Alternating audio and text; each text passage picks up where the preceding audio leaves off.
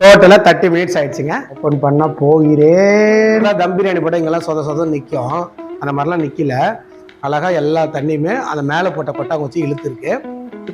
அப்படி எவ்வளோ அழகா வந்திருக்கு ஓகேங்களா. மாற்ற போகிறேன் அப்படி வைங்க.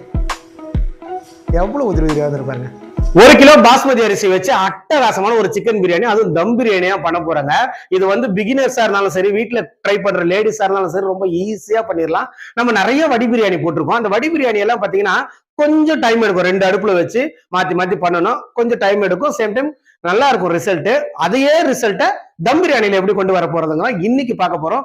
உங்கள் டிகே வகையை நான் உங்களுக்கு ரொம்ப ஈஸியா இந்த பிரியாணியை சொல்லி தர போறோம். வாங்க வீடியோக்குள்ள போகலாம்.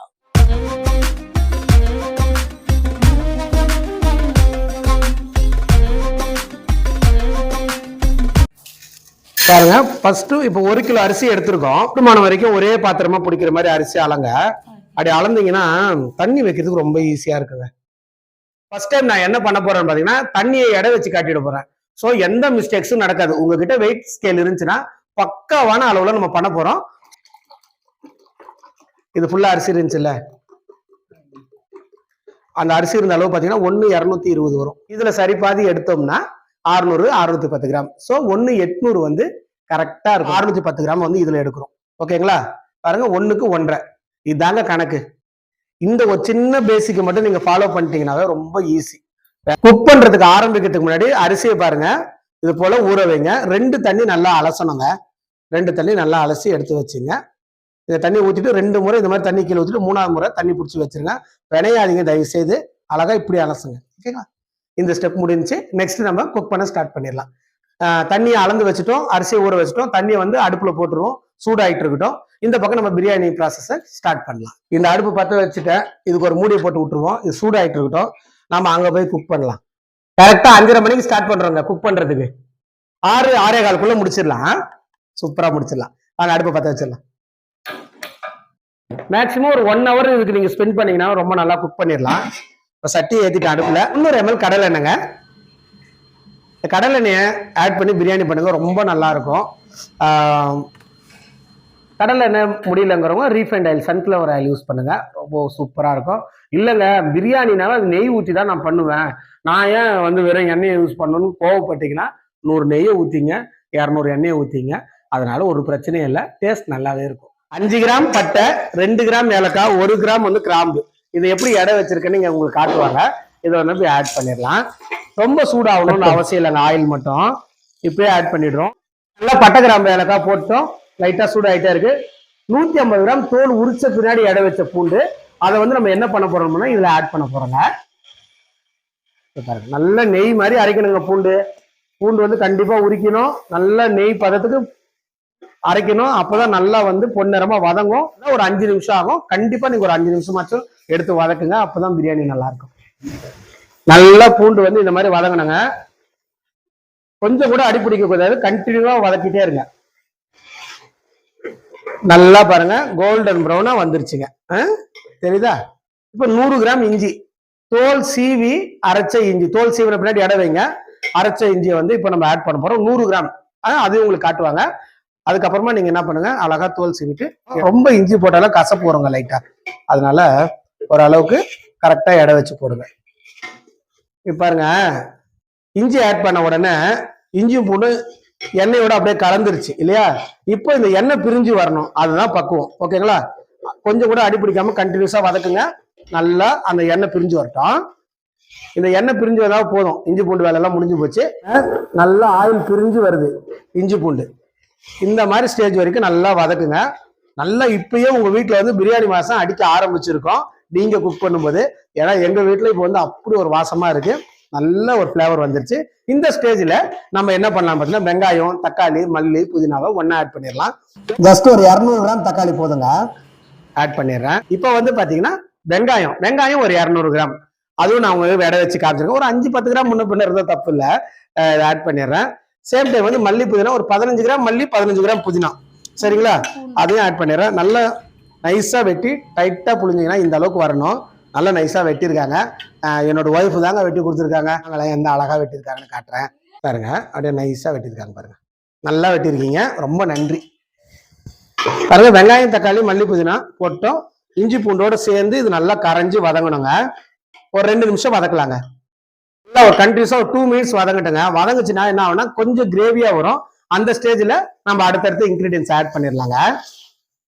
ஒரு 5 நிமிஷம் கூட இல்லைங்க, நல்லா கொதிச்சு நல்லா வதங்கிருச்சு. பாருங்க எந்த அளவுக்கு வதங்கிருக்கு பாருங்க. ஒரே ஒரு மாதிரி இந்த மாதிரி வதங்கிருச்சு பாருங்க. இந்த ஸ்டேஜ்ல நான் கல் உப்பு ஆட் பண்றேங்க. 1 கிலோ தம் பிரியாணிக்கு 40 கிராம் கல் உப்பு வந்து கரெக்டா இருக்கும். இன்கேஸ் நீங்க பிராண்டட் சால்ட்டா யூஸ் பண்றீங்க அப்படின்னா ஒரு 35 கிராம் போடுங்க. டாட்டா மாதிரி இருந்தா. நான் இங்க வந்து நார்மலா கிடைக்கக்கூடிய சால்ட் தான் ஆட் பண்றேன், நான் பிராண்டட் சால்ட். ஸோ வந்து 40 கிராம் ஆட் பண்றேன். ஓகே, இது வந்து நல்லா மிக்ஸ் பண்ணலாம். இப்போ உப்பு ஆட் பண்ண உடனே ஒரு கிண்டிங்க, நல்லா ஓரளவு கரைஞ்சிரும். நல்லா கரைஞ்ச உடனே நம்ம தயிர் ஆட் பண்ணிக்கலாங்க. நல்லா அந்த உப்பு வந்து மிக்ஸ் பண்ணிட்டோம், ஓரளவுக்கு நல்லா கரைஞ்சிருச்சு. தயிர் 100 ml போதுங்க. தயிர் ஆட் பண்ண 100 mlங்க. நல்லா இதோட சேர்ந்து மிக்ஸ் ஆகட்டுங்க. வீட்டில் நீங்க குக் பண்ணும்போது தயவுசெய்து அளவுங்களை கொஞ்சம் ஃபாலோ பண்ணுங்க. அளவு ஃபாலோ பண்ணீங்கன்னாவே உங்களுக்கு அட்டகாசமான பிரியாணி வந்துடும். இந்த தயிர் வந்து இந்த வெங்காயம் தக்காளியோட நல்லா மிக்ஸ் ஆகட்டுங்க. அது வரைக்கும் வதக்குங்க. அதுக்கப்புறமா நம்ம மிளகாத்தூளை ஆட் பண்ணிடலாங்க. வதங்குறதுக்கும் அந்த தண்ணி கொதிக்கிறதுக்குமே கரெக்டா இருக்கு பாருங்க. நல்லா இந்த மாதிரி எண்ணெய் பிரிஞ்சு வர வரைக்கும் வதக்கிருங்க. வதக்கின உடனே நம்ம மிளகாத்தூளை ஆட் பண்ணலாங்க. பாருங்க 12 கிராம் தனி மிளகாத்தூள், சக்தி தனி மிளகாத்தூள் நான் ஆட் பண்ணியிருக்கேன். எண்ணெய் நல்லா பிரிஞ்சிருச்சிங்களா? பிரிஞ்ச கையோட மிளகாத்தூளை ஆட் பண்ணிடுங்க. ஊத்திங்க, எதையுமே வந்து வேஸ்ட் பண்ணிட வேண்டாம். அப்பதான் வந்து உப்பு காரம்லாம் ஷார்ப்பா இருக்கும். ஓகே, உப்பு காரம் எல்லாம் போட்டாச்சு. எந்த அளவுக்கு மசாலா வதங்கிருக்கு பாருங்க. இந்த ஸ்டேஜ்ல நம்ம சிக்கன் ஆட் பண்ணிடலாம். சிக்கன் பாத்தீங்கன்னா ரொம்ப இளங்கோலியா வாங்கியிருக்கேன். 1 கிலோ சிக்கன் நான் இதுல ஆட் பண்றேங்க. 4 லெக் இருக்கு, 3 பேக் பீஸ் இருக்கு, அதாவது தை பீஸ் 3 இருக்கு. இந்த 1 கிலோ சிக்கனை நான் இதோட ஆட் பண்ணிடுறேன்.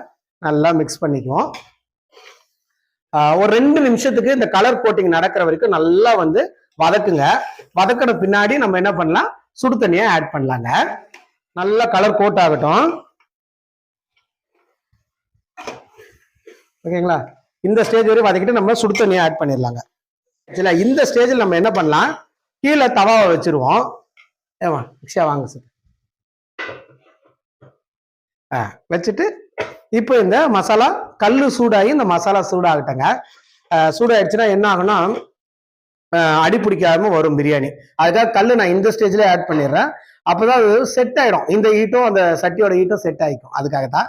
பாருங்க, சுடு தண்ணி நம்ம இப்ப ஆட் பண்ணிடலாங்க.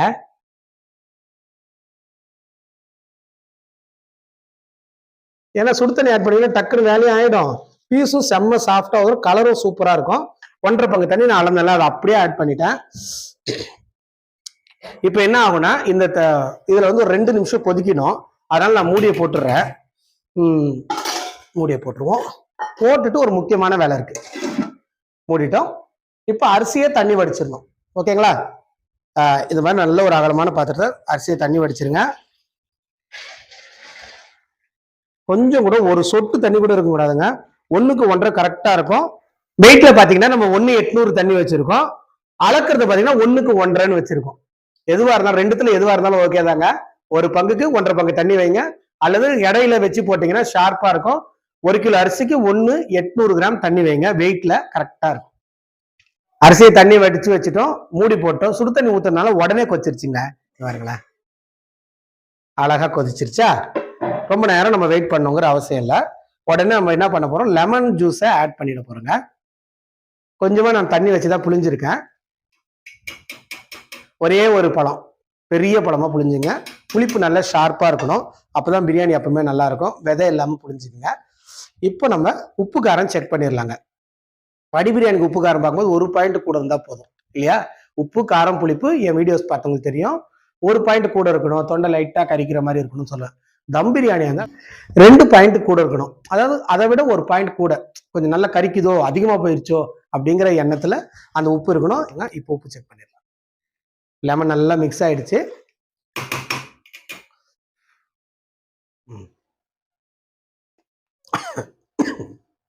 செம்ம உப்பு காரம் புளிப்புலாம் ரொம்ப ஷார்ப்பா அழகா இருக்கு. இதுலயோட நம்ம அரிசியை கொட்டிட்டோம்னாவே சூப்பரா இருக்கும். இன்கேஸ் நீங்க யூஸ் பண்ற இன்கிரீடியன்ஸால உப்பு காரம் கொஞ்சம் கம்மியா இருந்தா நீங்க தாராளமா இந்த ஸ்டேஜ்ல மிளகாத்தூள் வேணா மிளகாத்தூள் 2 கிராம் போட்டுக்கலாம். உப்பு வேணா உப்பு போட்டுக்கலாம். எல்லாமே இப்போதான் பண்ணணும், இதுக்கப்புறமா பண்ண முடியாது. ஓகே, இப்போ கொதிக்குது. கொதிச்ச உடனே நான் அரிசியை ஆட் பண்றேங்க. இந்த சுடு தண்ணியை ஊற்றும் போது நம்ம அரிசியை தண்ணி வடிச்சிட்டோம், கொஞ்சம் கூட தண்ணி இல்லை. இப்போ மசாலா கொதிக்குதுங்க, நான் ஆட் பண்ணிடுறேன். ரொம்ப சிம்பிள்ங்க இந்த பிரியாணி, ரொம்ப ஈஸியா பண்ணிடலாம், நல்லா வரும். கண்டிப்பா ட்ரை பண்ணி பாருங்க. தண்ணி மட்டும் கொஞ்சம் கவனமா வைங்க. நான் 5:30 மணிக்கு ஆரம்பிச்சேன்னு சொன்னேன்ல, அது பாருங்க 6:05 தான் ஆகுது, பிரியாணி வேலையே முடிஞ்சிருச்சு. என்ன ஒரு வித்தியாசம், நான் கமர்ஷியல் அடுப்புல பண்றேன், அதனால சீக்கிரமா ஆகுது. நீங்க வந்து வீட்டு அடுப்புல பண்ணும்போது இன்னொரு 10-15 நிமிஷம் கூட ஆகலாம். ஓகே, அதனால அது கொஞ்சம் கவனமா இருங்க. இப்போ அரிசியை கொட்டின உடனே சும்மா ஜென்ட்லா ஒரே ஒரு கிண்டு கிண்டி விடுங்க. லெமன் ஆட் பண்ணிட்டோம், அரிசியையும் போட்டுட்டோங்க. போட்ட பின்னாடி நம்ம மூடலாம். ஜென்ரலா நான் வடி பிரியாணியில பாத்தீங்கன்னா லெமன் போட்ட பின்னாடி மூடாதீங்கன்னு சொல்லுவேன். ஏன்னா அதுல வந்து நம்ம அரிசி ஆட் பண்ண மாட்டோம், வெறும் கிரேவி தான் இருக்கும். அது ரொம்ப சலசலன்னு கொதிச்சு என்ன ஆயிடும், கசப்பு வர்றதுக்கு வாய்ப்பு இருக்கு. இப்ப சாதத்தோட தான் போட போறோம், இப்ப மெதுவா தான் கொதிக்கும், கசப்பெல்லாம் அந்த அளவுக்கு வராது. மூடி போட்டுறேன், ஒரு கொதி வரும், அப்பதான் சீக்கிரமா வரும். ஓகேங்களா? எப்பவுமே வந்து ஒரு வீடியோ எடுக்கும் போது பாத்தீங்கன்னா வீட்டுல இருக்கிறவங்களோட கான்ட்ரிபியூஷன் வந்து அதிகமா இருக்கும். என்னோட ஒய்ஃப் வந்து இப்ப என்ன பண்றாங்கன்னா கொட்டாங்குச்சி எல்லாம் கொளுத்தி எனக்கு ரெடி பண்ணி வைக்கிறாங்க. இந்த ஸ்டேஜ்ல வந்து நம்ம அதை எடுத்து வந்து மூடுறதுக்கு நம்ம ஈஸியா இருக்குங்க. எல்லா பக்கம் ஈவனா கொதிக்க ஆரம்பிச்சிருச்சுங்க, எல்லா பக்கம் ஈவனா கொதிக்க ஆரம்பிச்சிருச்சு. அப்போ நல்லா என்ன பண்ணோம், மெதுவா ரைஸ் எக்காரத்துக்கு கொண்டு போட்டு கரைச்சி விடாதீங்க. மெதுவா இந்த மாதிரி எந்த பக்கம் போய் ஒரு பக்கமா உக்காரக்கூடாது. ஓகே, அப்படி தம் பிரியாணில ஒரு ஸ்பெஷாலிட்டி என்னன்னு பாத்தீங்கன்னா, பிரியாணி ரைஸ் வந்து ஃபுல் லென்த் கிடைக்கும். ஏன்னா வடிக்கும் போது ஒரு பாத்திரம் ஊத்தும் போதோ உடையும் ரைஸ். ஆனா இதுல போட்டீங்கன்னா ஒரு அரிசி கூட உடையறதுக்கு வாய்ப்பே இல்லை, கண்டினியூஸா அது அதுலயே வேக போகுது. ஸோ நல்லா இருக்கும். ஒன்றும் 6:05 அது வேணா டைம் காட்டுங்களேன். 6:05க்கு நம்ம அரிசியை கொட்டணும், இப்போ 6:10 ஆகுது. உங்களுடைய வீட்டில் வந்து இந்த கேஸ் தான் இருக்கும், நார்மலாக வீட்டில் யூஸ் பண்ணுற கேஸ் தான் இருக்கும். அதில் வந்து இன்னொரு 10 நிமிஷம் வரைக்கும் கூட எடுக்கலாம். எனக்கு 5 நிமிஷம் நடக்கிறது, உங்களுக்கு 8 நிமிஷம் 10 நிமிஷம் வரைக்கும் நடக்கலாம். ஸோ இந்த பதத்தை பார்த்துக்கிட்டிங்கன்னா உங்களுக்கு ரொம்ப ஈஸியாக இருக்கும். நான் காட்டுறேன் பாருங்க, அரிசியும் கறியும் கலந்து அழகா வேகுது. ஆனா இந்த பிரியாணி ஈஸியா தானே இருக்கு, இதை விட்டுட்டு ஏங்க நான் வடி பிரியாணி பண்றீங்கன்னா, அது கமர்ஷியலா பண்றோம், அதனாலதான் வந்து நம்ம அதை பண்றோமே தவிர கமர்ஷியலா பண்ணும்போது வடி பிரியாணி தான் பெஸ்ட். வீட்டு விசேஷங்களுக்கோ இல்ல உங்க வீட்டுல நீங்க ஈஸியா பண்ணும்போது தம் பிரியாணியா போதும், ரொம்ப நல்லா வரும். தண்ணி அளவு தான் ரொம்ப முக்கியம். இப்போ ஆல்மோஸ்ட் டன்ங்க, அரிசியும் தண்ணியும் ஈவனா வரணும்னு சொன்னேன்ல, இந்த ஸ்டேஜ் தான் அது. புரியுதுங்களா? இப்போ வந்து நம்ம என்ன பண்ணலாம், கொட்டாங்குச்சி கொண்டு வந்து மூடிடலாங்க. இப்போ அழகா செட் ஆயிடுச்சுங்க. இந்த ஸ்டேஜ்ல நான் மூடுறேன் பாருங்க. பாருங்க, இந்த எல்லா பக்கம் கொதிக்குது. இப்போ நான் மூடிடுறேன். இப்ப பாருங்க, ஃபுல் சிம்மு கொண்டு போயிட்டோம். ஒரு 20 மினிட்ஸ் அப்படியே கண்டினியூஸா இருக்கட்டும், சூப்பரா தம் ஆயிடும். 6:10 6:11 ஆகுது. 6:11க்கு இப்போ சிம் பண்ணிட்டோம். கரெக்டா 20 நிமிஷம். 6:31க்கு இதை ஆஃப் பண்ணிடலாம். 6:40க்கு ஓப்பனே பண்ணிடலாங்க. 31 32 ஆயிடுச்சு ஆக்சுவலி. நான் இப்போ வந்து ஆஃப் பண்ணிடுறேன். இப்போ 20 மினிட்ஸ்ல நம்ம கேஸ் ஆஃப் பண்ணிட்டோம். ஒரு 10 நிமிஷம் அப்படியே இருக்கட்டுங்க. அப்புறம் 30 மினிட்ஸ் டோட்டலா, அப்போ ஓப்பன் பண்ணி பார்ப்போம். கரெக்ட், டோட்டலா 30 மினிட்ஸ் ஆயிடுச்சுங்க. இப்போ நான் ஓப்பன் பண்றேன். ஓப்பன் பண்ண போகிறேன், பண்ணிட்டேன். அழகா வந்திருக்குங்க. மேல கொஞ்சம் கூட ஈரத்தன்மையே இல்லை பாருங்க. ஜென்ரலா தம் பிரியாணி போட்டால் இங்கெல்லாம் சொத நிற்கும், அந்த மாதிரிலாம் நிக்கல. அழகா எல்லா தண்ணியுமே அந்த மேல போட்ட கொட்டாங்குச்சி இழுத்து இருக்கு. இப்போ நான் பிரியாணியை உடைச்சு காட்ட போறேன். பிரியாணி எப்பவுமே பாருங்க, அடியில தண்ணி நிக்க கூடாது, அடி பிடிச்சிருக்க கூடாது. நீங்க அளவு கரெக்டா பண்ணிங்கன்னா அப்படி வரும். மசாலாவெல்லாம் அடி பிடிக்கல, கரெக்டா இருக்கு. இந்த பக்குவத்துக்கு வந்துருச்சுன்னா கரெக்டா இருக்குன்னு அர்த்தம். சேம் டைம் அரிசியோட லென்த் காட்டுறேன் பாருங்க, அப்படி எவ்வளவு அழகா வந்துருக்கு.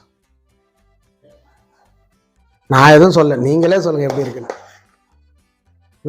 அந்த அளவுக்கு தண்ணி அளவு தாங்க எப்பவுமே ரொம்ப முக்கியம். ரைஸோட லென்த் பாருங்க, அழகா வந்துருக்கு. பிரியாணி இப்போ பிளேட் அடிச்சிடலாங்க. பாருங்க, அழகா ஒரு பேக் பீஸு, ஒரு லெக் பீஸு, ஓகே, அழகா அப்படியே ரைஸ் பாருங்க, எவ்வளோ அழகா உதிரியா வந்துருக்கு பாருங்க. எல்லாமே வடி பிரியாணினாலும் தம் பிரியாணினாலும் அளவு மட்டும் நீங்க கரெக்டா ஃபாலோ பண்ணீங்கன்னா கண்டிப்பா வந்துருங்க. பிரியாணிலாம் என்னால் முடியும் உன்னால் முடியாது அப்படிலாம் ஒன்றுமே கிடையாது. எல்லாராலையுமே முடியும். நீங்கள் மெஷர்மெண்ட் மட்டும் யூஸ் பண்ணுங்கள், கரெக்டாக பண்ணுங்கள், சூப்பராக இருக்கும். மலை மாதிரி இருக்கு பாருங்க, எவ்வளோ அழகாக இருக்கும் பிரியாணி. பார்க்கவே ரொம்ப சந்தோஷமா இருக்கு. இந்த பிளேட்டில் நான் அழகாக உங்களுக்கு சேஞ்ச் பண்ணி காட்டுறேன். இருக்குங்களா?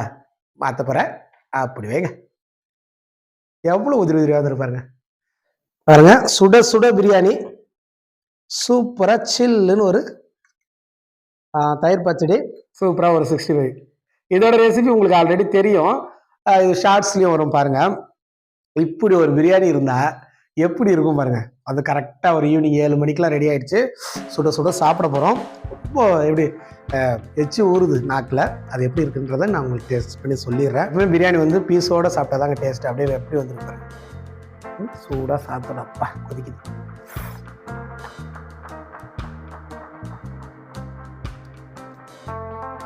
படி பிரியாணிக்கும் தம் பிரியாணிக்கும் எந்த வித்தியாசமும் இல்லை. அந்த அளவுக்கு சூப்பராக இருக்கு. ஈவன் படி பிரியாணியோட இந்த தம் பிரியாணி வந்து ரொம்ப டேஸ்டாக இருக்கு. காரம் எல்லாம் நல்லா அட்டகாசமாக இருங்க. இன்னொரு நல்ல வீடியோவில் கண்டிப்பாக வந்து நான் மறுபடியும் உங்களை சந்திக்கிறேன். குக்கர் வீடியோ கேட்டுக்கிட்டே இருக்கீங்க, குக்கரில் எப்படி குக் பண்ணுறதுன்னு, அதுவும் அடுத்தடுத்த வீடியோவை போடுறதுக்கு நான் முயற்சி